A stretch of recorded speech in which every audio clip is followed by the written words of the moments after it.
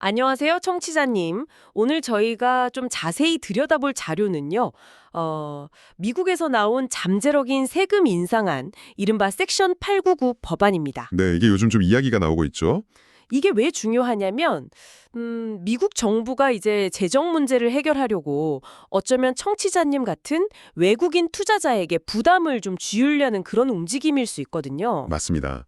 특히 미국 주식, 그중에서도 배당주 투자하시는 분들은 좀 더 신경 쓰셔야 할 내용 같아요. 네, 그래서 오늘 제공해주신 자료들 보면서 이게 정확히 뭔지, 왜 나왔는지, 그리고 이게 청취자님 투자에 어떤 영향을 줄 수 있을지 좀 집중적으로 파헤쳐 보겠습니다. 좋습니다. 일단 뭐 지금 상황부터 좀 말씀드리면 이 법안이 얼마 전에 미국 하원은 통과했다고 하더라고요. 네, 5월 22일에 통과됐죠. 이제 상원이랑 대통령 서명 남았는데 이게 다 되면 빠르면 2026년 1월부터 시행될 수도 있습니다. 2026년이면 생각보다 얼마 안 남았네요. 자, 그럼 이 섹션 899 구체적으로 어떤 내용인가요? 네, 핵심은요. 미국 정부가 봤을 때 이 나라는 좀 불공정한 외국세를 매긴다. 이렇게 지정한 국가의 투자자들, 뭐 개인이나 기관 다 포함해서요. 네. 이 투자자들이 미국 주식으로 얻는 수익 있잖아요. 배당금이라든지 아니면 주가 차익 같은 거요. 여기에 세금을 더 물리겠다는 겁니다. 아, 세금을 더요? 어느 정도나요? 방식이 좀 특이한데 4년에 걸쳐서 매년 5%씩 올리는 거예요. 그래서 최대 20%까지 단계적으로 올리겠다 이런 내용입니다. 매년 5%씩 4년. 그럼 최대 20% 추가 인상. 와, 이거 상당히 튼데요. 그렇죠. 지금 한국 투자자 같은 경우는 그 한미 조세 조약 때문에 미국 배당 소득세 15% 내고 있잖아요. 네, 맞습니다. 15%죠. 근데 만약에 정말 만약에 한국이 불공정 외국세 부과 국가 이걸로 지정되면 기존 15%에다가 최대 20%가 그냥 더해지는 거네요. 네, 그렇게 되는 거죠. 그럼 세율이 최대 35%까지 갈 수 있다는 계산이 나옵니다. 15%에서 35%. 와, 이건 뭐 세금이 2배 넘게 뛰는 건데 어이구, 이게 특히 배당주 투자하시는 분들한테는 진짜 큰 타격이겠어요. 그렇죠. 안정적인 배당 보고 장기 투자하는 경우가 많은데 세금이 이렇게 늘면 수익률이 팍 깎이는 거니까요. 네. 거의 뭐 월세 받으려고 건물 샀는데 갑자기 보유세 폭탄 맞는 느낌? 뭐 그런 걸 수도 있겠네요. 투자 계획 자체가 흔들릴 수 있겠는데요. 충분히 그럴 수 있습니다. 근데 아까 그 불공정하다고 판단하는 기준, 이게 좀 궁금한데요. 어떤 기준으로 정하는 걸까요? 자료에 나와 있나요? 그게 좀, 자료에서도 명확하게 밝히고 있진 않아요.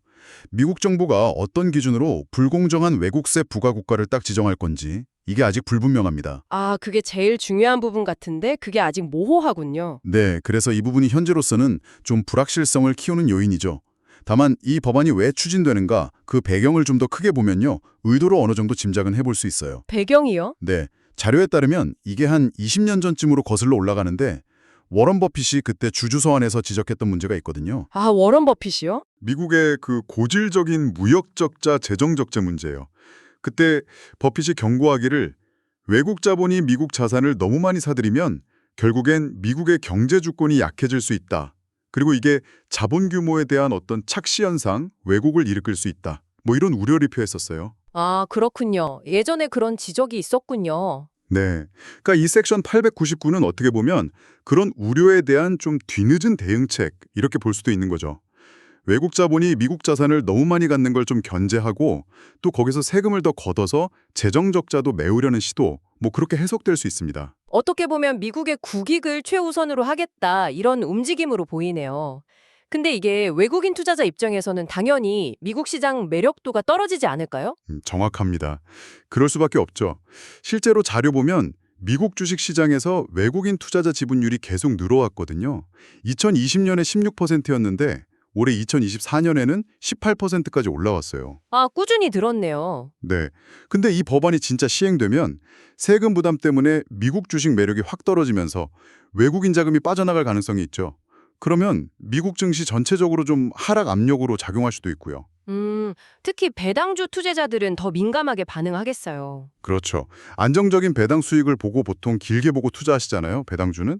근데 새우 수익률이 갑자기 뚝 떨어지면 이게 장기적으로 복리 효과도 크게 깎아먹거든요. 네네. 그러면 배당주 투자의 그 근본적인 매력 자체가 좀 많이 사라질 수도 있는 거죠. 정말 청취자분처럼 배당 투자를 좀 중요하게 생각하신다면 이 법안 어떻게 되는지 정말 예의주시 하셔야겠네요. 네, 꼭 그러셔야 합니다. 물론 아직 법안이 최종 통과된 건 아니지만 이런 얘기가 나온다는 것 자체가 좀 투자 심리에는 벌써 영향을 줄 수도 있겠고요. 맞아요. 법안 통과 여부랑은 별개로 이런 정책 방향성 자체가 외국인 투자자들한테는 상당히 중요한 고려사항이 되는 거죠. 불확실성이 커지니까요. 네. 특히 배당 수익률 보고 포트폴리오 짜신 분들은 만약 이게 현실화되면 투자 전략을 아예 다 뜯어 고쳐야 할 수도 있겠네요. 그럴 발효성이 높습니다. 전면적인 재검토가 필요할 수도 있죠. 자, 그럼 오늘 분석한 내용 슬슬 정리해 보겠습니다.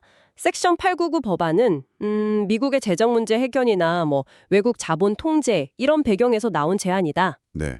이게 만약 통과되면 특정 국가의 외국인 투자자들, 특히 청취자님처럼 배당을 중요하게 생각하는 투자자에게는 세금 부담이 상당히 커질 수 있다. 그래서 포트폴리오 조정이 필요할 수도 있다. 그렇죠.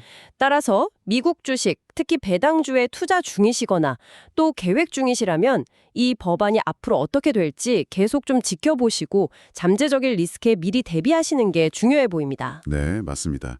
지속적인 관심이 필요합니다. 그리고 마지막으로 청취자분께 이런 질문을 한번 던져보고 싶어요. 네, 어떤 질문이죠? 이번 섹션 899 논의처럼요. 특정 국가가 자국의 이익을 위해서 국제 투자 환경에 영향을 주는 이런 정책들을 자꾸 내놓는다면 과연 장기적으로 우리가 안전자산이라고 믿어왔던 것들의 기준이나 개념 자체가 어떻게 바뀔 수 있을까 하는 점입니다. 안전자산의 개념 변화라 생각해 볼 만한 질문이네요. 네, 한 번쯤 고민해 볼 지점인 것 같습니다.